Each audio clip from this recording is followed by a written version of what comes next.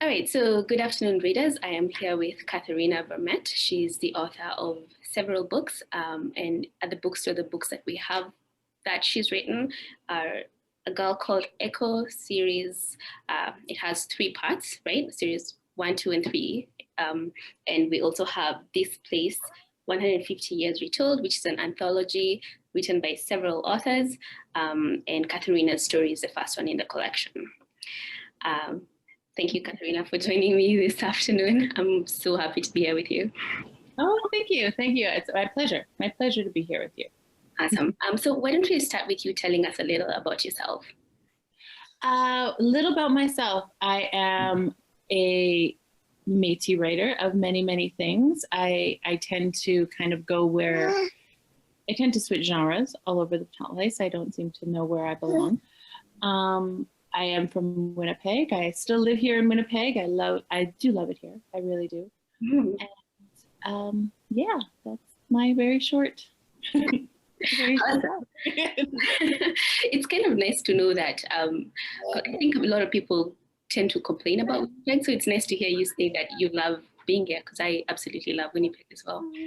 I have to say, like I said, I was born and raised here, and I spent probably the first 20 years of my life just absolutely complaining about it. Maybe 30. Yeah, 30 years of my life just complaining about it because it's hard to yeah. But yeah, I have a newfound appreciation for just it has a nice vibe. The community that I've lived in. So you said that you kind of shift around in genres when you're writing. So I guess like the first question I'd like to start with is about your book, the series, A Girl Called Echo, because it's a graphic short story, I think I would say. So tell me about that experience. Like how did you get into writing a graphic short story, and what was that experience like, and what's the relevance of that story to our community? Well, I started the Echo Project by really putting my foot in my mouth one day. I was at my publisher's office. We were having a meeting about this place. No, it might have been even before that, because I had done in 2014 and 2015, I had done a series called The 7 Teaching Stories, which is a book series. It was 7 books aimed for very younger readers. And we were talking about their graphic novels. This is Portage and Main Highwater Press, and they produce, also very much from Winnipeg, and they produce astounding graphic novels. So of course I was going, hey, where's the Métis stuff? I don't see any Métis stuff. And what about women? We only have at that time they had, I think, 2 women creators out of their whole roster. So of course, their natural question was, well, you're Métis and you're a woman. Why not? You're a writer. Here you go. So you got yourself a job. Exactly. It's like, oh, that was the easiest, most difficult job, because I don't know how to write a graphic novel. I had not written a graphic novel. I've always read graphic novels. I'm a big fan of graphic memoirs in particular. I think they're so, I don't know, there's just something so intimate about those folks who draw their life story. I think there's so many things that I think are so wonderful about them. But I don't know how to draw. No one wants me to draw anything. And so I started from the beginning and taught myself how to do this. My very good friend Dave Robertson is kind of my mentor in this process, because he's written several graphic novels. I got his illustrator Scott Henderson to work on the project, or Portage and Main did, and he's an astounding illustrator. He made everything kind of make sense in these books. Right. So really it was a whim and a prayer, just kind of like putting together the first one. And I've done 4 so far. The 4th one comes out in early next year, 2021. And that'll be the complete series of The Girl Called Echo. And really each one I've learned a little bit more. So I think I know what I'm doing now. Maybe. Awesome. I like something about, and I haven't read too many graphic novels, but I really enjoyed, reading the story and looking at the pictures. I felt like they really built onto each other. So yeah, for me, that was a very, very positive experience. Yeah, I don't think the brilliance of graphic novels, I think, in comic books and comic strips is that like you read so much into the illustration and then you also read so much into the story. So it's both. Yeah. I almost feel like I always want to read them really, really quickly because it kind of runs like a film or a TV show. I don't know why. And then go back and read it slower. Mm-hmm. There's so much more, like it's so much more to get out. There's so much more brain parts working, I think. I agree. Yeah. So when I was doing my research for this chat, I actually came across an article by CBC where they wrote, I think they were interviewing you and you talked about how Echo, the name of the character, has like an understory or has a deeper meaning than just a name.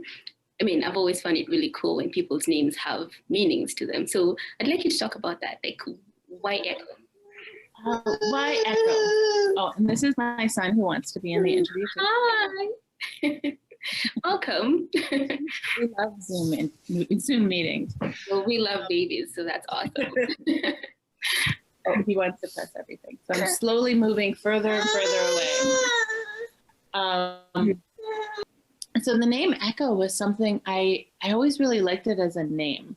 I'm a bit of a name nerd, and I kind of learn little names and like pocket them in my little stash bag to see what I can do with them.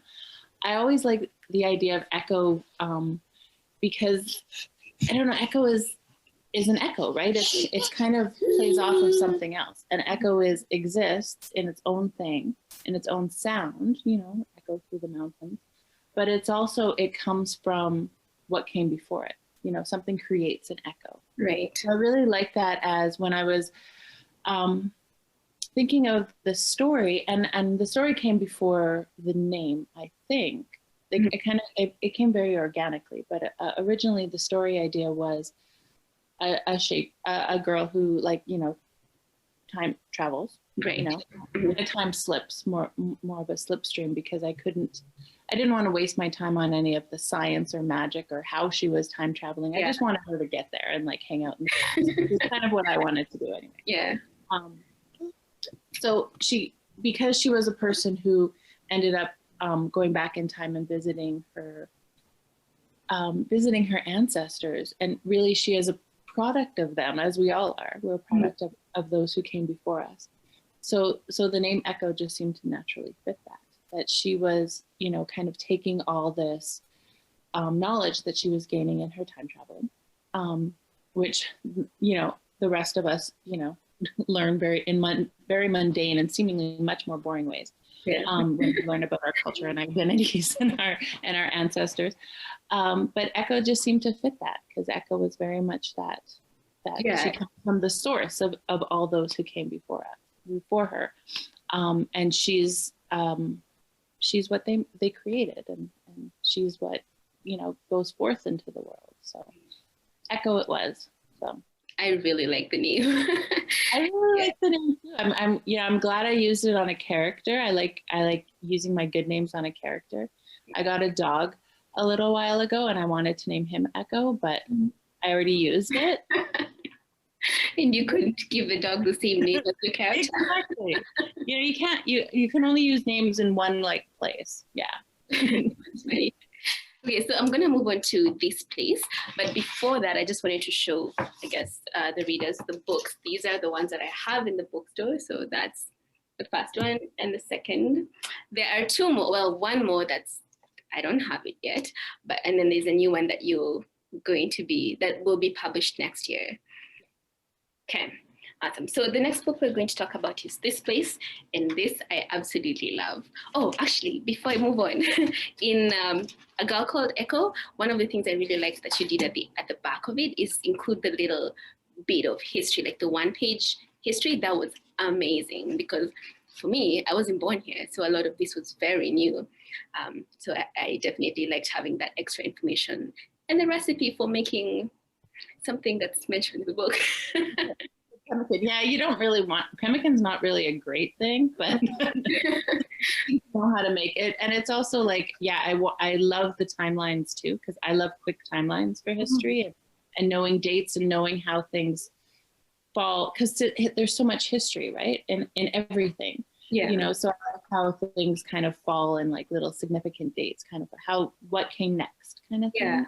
Yeah. I really like that. So there's a lot of resources in those books. For Portage and Main and Highwater are an educational publisher. They make textbooks and tons of resources for teachers. So part of what they do and what we do and we create with them is include resources for teachers. So there's timelines at the end of the Echo books.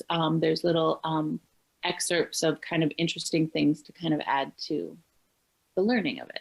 Yeah, because it's a history that not many people know. Not many people know about it. On any Indigenous nations, in the Métis Nation, even here in Winnipeg, as much as we think it's kind of everywhere, there's many, many details that are not very well known. Yeah, I think that's a book that not just teenagers should read, but I think most people should, especially if you're like me and you don't know much history, then yeah, for sure. Oh, I agree. I think we should all, especially here in Winnipeg and Manitoba, we should know this. Yeah. The Métis are really integral of the creation of this place. And I think that it's, we should all know. I'm biased. I'm completely biased. That's fine. Have endured and have what we have accomplished. Oh yeah, for sure. So going into this place, your story is called Annie of the Red River. Annie of the Red River, yeah. And the premise of the story is a statement that she made in 1869, I believe it was. I'd like you to talk about that, what she said, and why that is so central to your story. Sorry, he's just biting me right now. Oh. Annie Bannatyne was.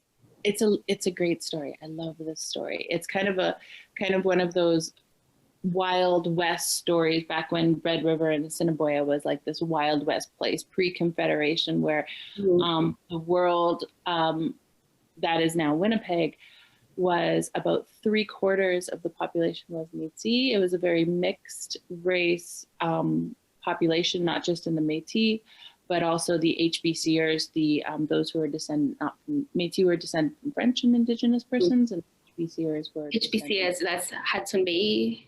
Hudson Bay Company. They were descended from Scottish or English or Irish and Indigenous persons. So that population was huge and also very powerful in the river during that time. So Annie Bannatyne was a woman who was like me and looked like me, and she just kicked some ass in her world. She was, in that era, in like this happened in 1869, just before the Red River Resistance began by Louis Riel, in February of 1869. And this was a woman who was a very reputable member of the community. She was very, very well connected. She was very powerful in her world. And a young man by the name of Charles Marr, who was a poet from the East, but in Canada, which was then Canada, which was somewhere in southern Ontario. Came in and started publishing really disparaging stories about the women of Red River, in quotation marks, really just undermine, or just saying just really bad things. That's it.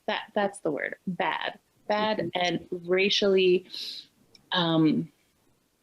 racist things about the women of Red River, because the women of Red River were primarily Métis women, and these were women who were married to powerful people and were very powerful and influential themselves.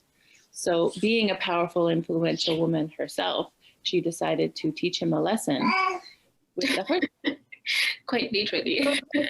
Which is great. It's like the best Wild West story ever. I was so surprised. I wanted to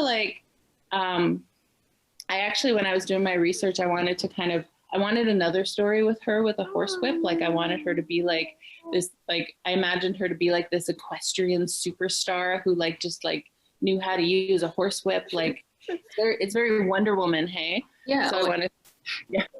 That's the only story that they have on record. She lived to be a very elderly lady, a very yeah, she lived to be quite old, and there was never another horsewhip Wonder Woman story other than raising her family and doing all those regular kick-ass things that people do. Yeah, no, that was, I think actually what happened is when I was reading, oh, this place also has a timeline at the beginning of it, right? Just like A Girl Called Echo. And so I started by reading that section first. And then I think it's written like under 1869 that Anu Bannatyne takes a horsewhip and beats Charles Mayer. And I was just like, what? So before I even got into the book, I went online and I found the article that he wrote, actually, which was kind of cool. But no, that was definitely a very interesting story for me to read.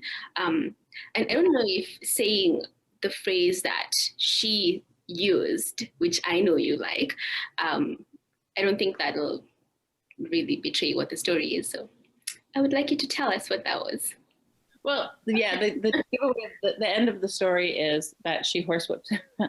She actually, I can totally give away the story. She drags him by his nose outside into the middle of the street, downtown Winnipeg, around it would be around Main Street and where Bannatyne and McDermott are today, middle of downtown Winnipeg, which was at that point Red River or Assiniboia. And she horsewhips him, and as she raises her whip, she says, "This is what happens when you insult the women of Red River." And she horsewhips him, and I guess he whimpers a bit because I don't know what else you would do when you get whipped by a horse. And it was one of those, super auntie moments. We call them super auntie moments, where she was being the epitome of the auntie. She was like protecting all of those who came after her and all of her family and all of her siblings and all these young women who were insulted by him and insulted by his words and his actions. The rumors were he was very disrespectful person in many, many ways. And this was inspirational, right? I think this was, and I show in the comic book, in the graphic novel, and Scott kind of made this little Luriel figure in the background of the crowd because he was always cited this to be a very influential incident in his life and really showed him yet again, and I think he had many of these instances in his life, that the Métis were a very capable and powerful group. And that's really what helped lead him to the leadership, taking the leadership role of what would be the Red River Resistance, which many, many people were involved in, of course. But I always like that connection of the story too, because they did know each other. They were on familiar terms. They would have been very much in the same community, very much. So as much as Luriel was this big Luriel and everyone knows who he was influenced by those who were around him. Absolutely. And his Auntie Annie Bannatyne, who, of course, someone in the middle of the street, because that's what, Yeah, no, that was really cool. It was, I think, a very powerful moment for Métis women, like especially considering it was like 1850, 1860, Yeah. That was awesome. So I guess this is the last question. So the foreword in the anthology was written by Alicia Elliott, and in the foreword she says she was encouraging readers to consider whether they are already heroes. So are you a hero already, and what will be your story? So as we are reading, those are the questions she was suggesting we should think about. And so while I was preparing for this meeting with you, I thought about your work and your writing, and I wondered what do you hope to accomplish with your writing? What is your greatest desire as a writer? Oh, as a writer, I really like the act of writing. So selfishly, I want to just be able to keep writing. You know, I do other things that I love and enjoy, like teaching. I really enjoy teaching and mentorship, and I do some like editing and things like that, but I love writing. I love getting immersed in the story. So what I want to do is keep finding those stories that I want to tell.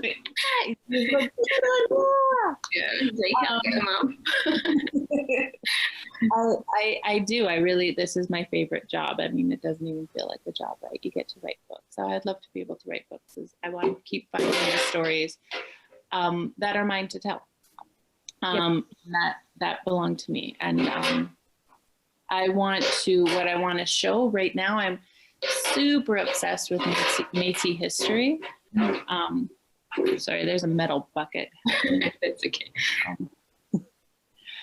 I'm super obsessed with Métis history right now, not only my own family history, but also the Métis popular history in general, which is, again, one of the reasons why I think I love this place so much, because this place, Winnipeg, has such an amazing story of how we became a community and how we flourished as a community and how much we've changed as a community. And so many of those stories are very, very, very tragic, but also so many of those stories are incredibly inspiring, you know, like Annie Bannatyne, and there's so many more Annie Bannatyne. So I really love kind of diving in that. Right now, my obsession is, and it's been for a few years, is just diving into that history and kind of finding things. So, and just finding treasures, like really just like anything with researching history, you're kind of like sifting through a bunch of colonial BS. Yeah, to finding these gems, you know? So sometimes it's a lot of things that are really hard to read because it is so incredibly racist. But there's so many great things to find in there. And there's so many brilliant scholars and historians coming up in the last few years that are learning so much more about this history. So I feel like it's fascinating to me how it changes, you know, depending on who is looking at it and who is studying it and who sees it. So I'm really loving that right now. No, that's really cool. I look forward to reading more of your work and to the 4th book. Looking forward to seeing that. Yeah. Well, all should go well. It should be February 2021, I think. Awesome. The last Echo book. Yeah. That's only like 4 or 5 months from now. I know. 2020 is almost over. Yeah, it's wild. Creative. I think we've all had enough of 2020. We have. You know, I'm kind of looking forward to the year to end, but I'm also worried that I don't know what we're looking forward to, you know? No, it's kind of like, yeah, who knows what's going to happen in the next few months. It's going to be like like on the fireworks where they throw everything out at the last minute, like, you know, at the last minute where it's big explosions. That might be 2020. I hope not. Hopefully not. Let's try and stay positive. Yeah, we'll just peter out in very boring 2021. Oh, wow. Yeah. Well, thank you so much for doing this with me. And tell Ben I said thank you as well for joining us. Well, thank you. Yeah, thank you for having me. And it was a pleasure talking to you. It was a pleasure to meet you.